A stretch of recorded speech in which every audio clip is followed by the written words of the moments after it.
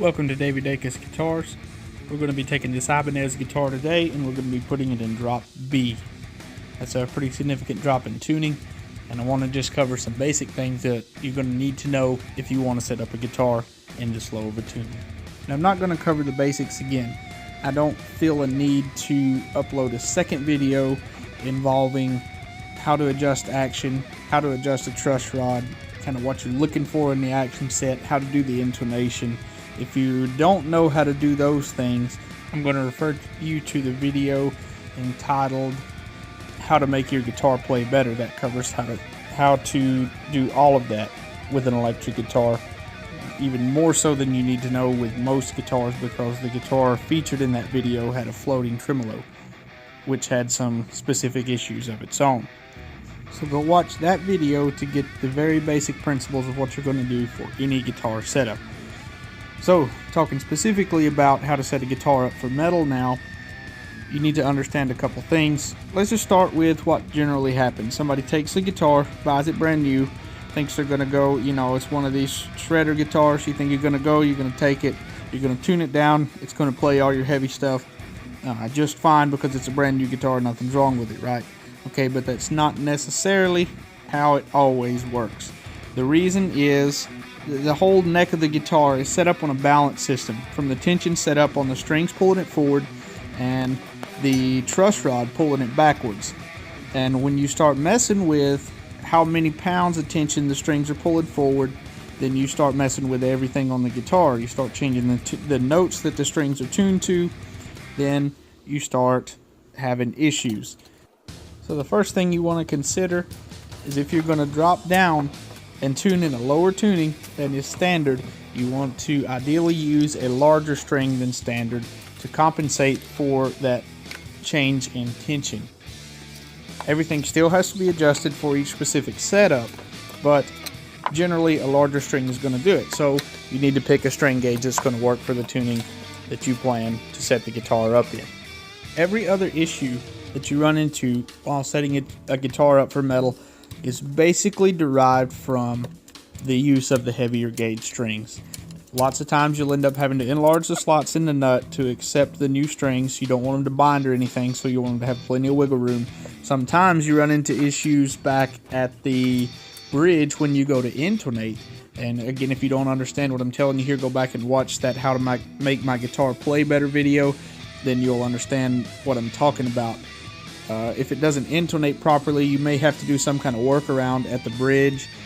With a tune-o-matic style bridge, lots of times you'll end up having to flip saddles around. In the case of this particular guitar, it was more of a Strat style hardtail bridge, and there was plenty of leeway to move it around. Okay, so I know all you've really been doing is staring at me look at this guitar and talk about it for the entire length of this video so far. But everything you need to know is really in that other video of how to make your guitar play better. The only thing that is specific for metal is understanding these concepts. And that's why this video is mostly talking, because it really is these concepts that are going to make the difference whether your guitar plays well for metal or not. For the sake of seeing something actually happen in this video, let's go over an issue I had at the nut. This plain string, since we've increased this third string here, since we have increased the diameter of this string, we've got plenty of clearance here at the nut when we check it. The same way I've shown you to check nut slots in the past. Fret your third fret. Look at this gap right here. Got plenty of clearance here, but when we ring the string open, we're getting a buzz. This string is actually so thick. What's happening here, you always want the string to ring off the very front of the nut slot, as I think I've explained before in the past. What's happening here, check this out, this string is actually so large. See how when I push back here, it's affecting the area in front of the nut? The string is actually so large, it's not in this small amount of space here, this 1/4 inch or so, or 3/16 wide nut. Or the string is not bending in that much space, and it's causing it to ring off the middle of the nut instead of off the front of the nut. So I'll show you what I'm doing to correct that. what I'm doing is taking a gauged nut file slightly larger than the diameter of the string, and I'm angling it severely back, more so than I normally would. And what I'm trying to do is give that string more room to move behind so that it can break cleanly off the very front.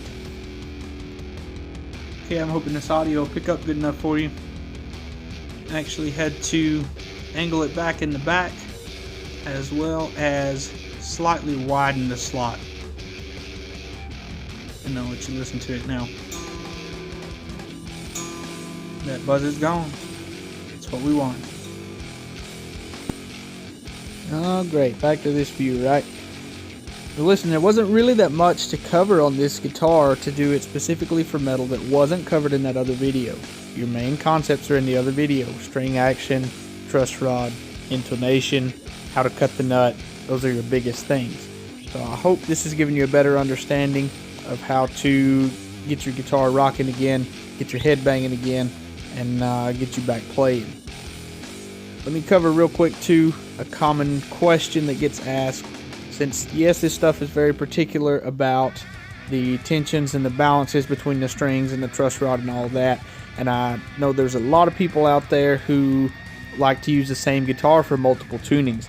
And I'll tell you this, your guitar will function 100% for the tuning it's set up in.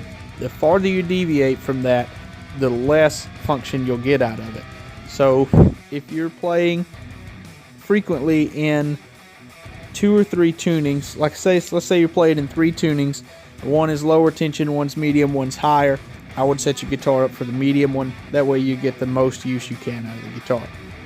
Alright, thanks for watching. If you want to see more, like and subscribe, and have a good one.